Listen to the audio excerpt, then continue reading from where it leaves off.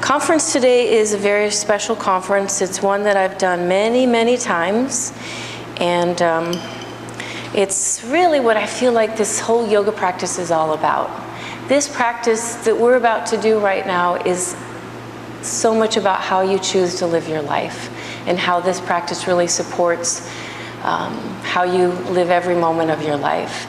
And so I was reminded of this teaching that I've remembered giving you guys a lot of time, so bear with me as I give it to you again. But I have this practice I do every day, which is my gratitude practice, is my meditation. And when I first started doing this practice years ago, I used these little beans. And that was every time I would touch a bean, I would say, thank you for Tamara, thank you for Jeannie, thank you for the Shala, thank you for Mama, thank you for Papa, thank you for the dogs, thank you for where I live, thank you for my food, and I'd go through this whole thing. But then I also had this other practice where I would set intention for other people when someone I loved was going through a hard time. And for a while I was using these little rocks that were also on the shoulder. I like rituals, right? So I'd have my little rock and I would be like setting intention for Allegra, you know, and I would hold it in my hand and just send some good energy to Allegra. But one morning at the Shala, I forget why, but I couldn't have my rocks. There was like something in the way. It was all, we were doing something special. I forget why, but I didn't have my rocks. And so I'm like, you know what? I'm just going to do my rocks and my beans today. So I'm going to do the people I'm praying for, and then when I finish, I'm going to do my little gratitude. And I just had this sort of beautiful epiphany. And I looked down at my hand after I'd done all of my prayers, and I said, wow, such is life.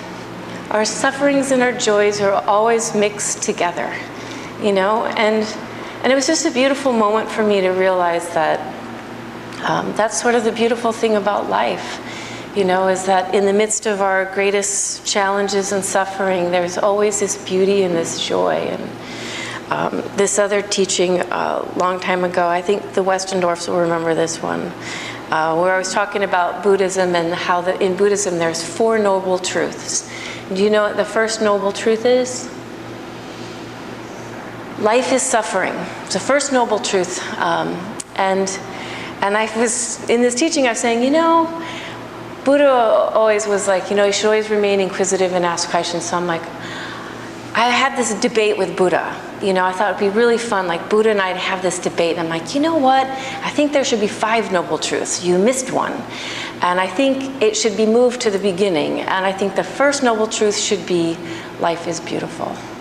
And the second one can be, life is suffering, you know? Because I've always kind of felt that that life was meant to be held in joy and beauty first, and that's what holds up the suffering for us. But I think Buddha would entertain that debate with me. I think so. But I wanted to share with the extended community that in my life right now, some people that I love very, very much, the closest people in my life, are struggling with a life-threatening disease and also just pain and suffering. And in that has brought me to this really precious place, which is just realizing what a gift that life is. You know, I am a believer that will probably come back, you know, but even if Allie comes back, she's never going to come back as she is now, in this particular body, with these particular people living this particular life. And so I feel like no matter what your religious belief is or your spiritual belief, that this life we're living right now is the most precious gift. And in that gift, I always felt as well like, you know, we land on planet Earth as a human being and we're given like a bag of things to help us navigate our way through life, you know, and I feel like in that bag of things we were given, the greatest, most powerful thing we were given is the power of love. I always say it trumps everything else. But you realize as well when you see your own immortality or someone that you love, and you realize how precious each moment is of our life, each day of our lives. You also realize the greatest thing that each of us have is just the gift of love, you know. And so today when we do our practice, we're going to do just sort of a dedication to the preciousness of our own life with each breath that we take, just really being grateful for the life we have. And also we'll end it with a little meditation with hands on our hearts to just acknowledge and be grateful for every little bit of love that you guys have in your life, from a parent, from a child, from your partners, from a friendship. I know that just this last week has been challenging, and each person that reached out to me just felt like medicine. You know, just good medicine to feel everybody's love. So the quotes I chose for you guys this week are two quotes that I feel like could be mantras for us. One is Ralph Waldo Emerson. Though we travel the world to find the beautiful, we must carry it with us or we find it not. So keep finding that beauty in every moment of our lives. And then, of course, our Annie Dillard quote. I never get tired of this one. It's like my lifetime meditation, I think. She said, how we spend our days is, of course, how we spend our lives. And I'll finish on this note. We were watching a very beautiful movie, which I would highly recommend, called The Grief Walker. And one of the powerful messages, which the takeaway for me, was this lady that has cancer was with her partner, her husband. And this Native American practitioner that was working with him said, do you think about the cancer very often, or your illness? She thought, and she said, no, I really don't think about it that much at all. And her husband, who was next to her, gave her this look, and he said, we think about it all the time.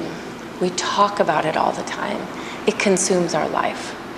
And when we were watching that, that was really a powerful moment for us, because I don't want, in my situation, for the cancer or the illness to become what my life is about, or what our life is about. But I think it's such a beautiful metaphor for us in all the challenges in our life. You know, to be able, like, as yoga practitioners, as we do this practice, we learn how to stand in everything, you know, that we can stand in our grief and stand in our suffering or our challenges, and at the same time, not be attached to them, you know, to be able to also, like, let them go and continue to embrace beauty and embrace life and everything. So this is sort of my beautiful dharma, to be a yoga teacher, to be a teacher, and to be a friend to all of you. And so I share with you this story, just hoping that it'll help you as it's helped me to just show up today for the other 22 hours of your life in the most beautiful, present way. Namaste.